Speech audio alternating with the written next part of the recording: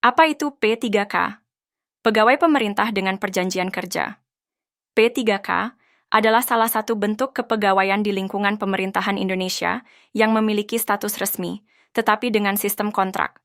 P3K diberikan hak dan kewajiban hampir setara dengan pegawai negeri sipil, PNS, termasuk gaji, tunjangan, dan jaminan sosial, tetapi tidak mendapatkan hak pensiun seperti PNS. P3K diadakan untuk mengisi kebutuhan tenaga profesional di sektor tertentu, terutama di bidang pendidikan, kesehatan, dan teknis lainnya, dengan lebih cepat dan fleksibel dibandingkan dengan PNS. Latar belakang rekrutmen, tahap kedua, 2025.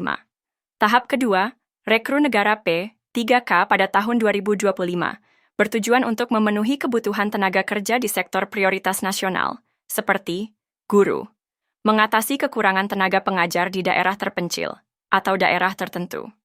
Tenaga kesehatan, mendukung peningkatan kualitas pelayanan kesehatan, terutama di fasilitas kesehatan tingkat pertama. Tenaga teknis, mendukung implementasi program-program strategis pemerintah. Kebutuhan ini berdasarkan hasil pemetaan yang dilakukan oleh Badan Kepegawaian Negara, BKN, dan kementerian lembaga terkait. Tahapan rekrutmen P3K tahap kedua 2025. Berikut adalah tahapan yang diperkirakan berlaku pada rekrutmen P3K tahap kedua di tahun 2025. A. Pengumuman formasi pemerintah akan mengumumkan formasi yang dibuka melalui portal resmi seperti SSC-ASN, Sistem Seleksi Calon Aparatur Sipil Negara. Formasi berdasarkan kebutuhan tenaga kerja di kementerian, lembaga, dan pemerintah daerah. Berikut tata cara untuk mendaftar P3K.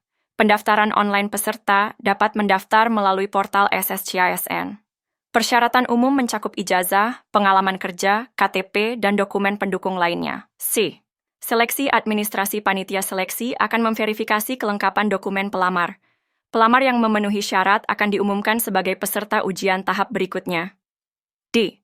Seleksi kompetensi seleksi dilakukan melalui Computer Assisted Test, CAT, meliputi tes kompetensi teknis sesuai dengan formasi, tes kompetensi manajerial dan sosiokultural, wawancara berbasis komputer.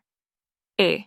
Pengumuman kelulusan peserta yang lulus akan diumumkan secara resmi, dan mereka akan diminta untuk melakukan pemberkasan sebagai syarat penetapan NIP P3K, penandatanganan kontrak.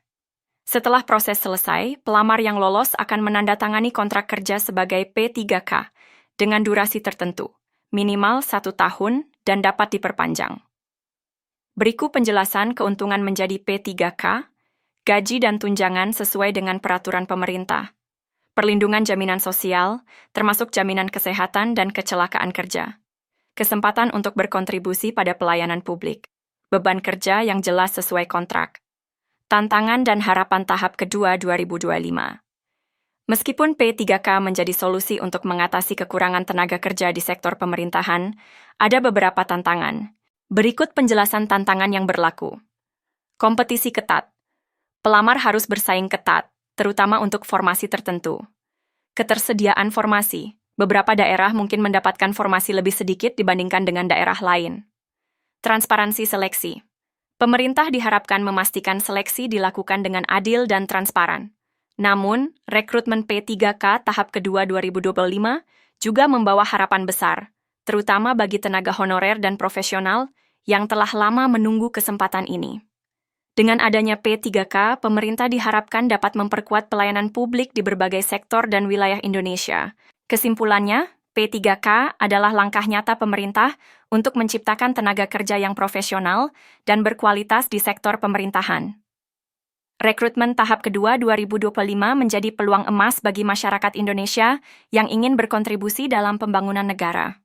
Tetap pantau informasi resmi dan siapkan diri Anda sebaik mungkin untuk mengikuti proses seleksi ini.